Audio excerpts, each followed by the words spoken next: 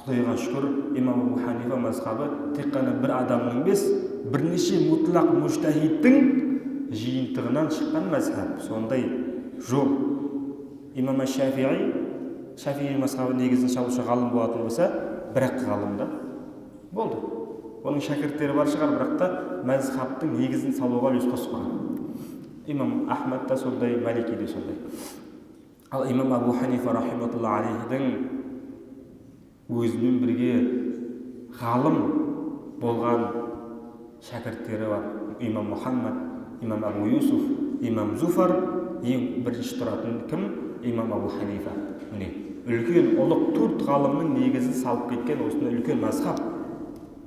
Осыдан сіздер естеріңізде болар. Осыдан бір жыл бұрын ба біздің елімізге араптан, Мысыр елінің араб докторлары келіп уағыз айтқан болатын осы мешітте. Осы мешітте уағыз айтты, Әл-Мусада уағыз айтты. Сол кезде мен аудармашы болып жүрген кезде, сол кезде доктор Халид деген бір ұстаздың айтқан сөзі бар еді. Сендерге Орта Азия болсын, осы Қазақстан болсын, Абу Ханифа мазхабын ұстануларың сендерге Алланың берген үлкен сыйы дейді. Алланың сендерге үлкен сыйы дейді. Сондықтан осындай нәрселерге біз істеуіміз керек, бейжай қарамауымыз керек.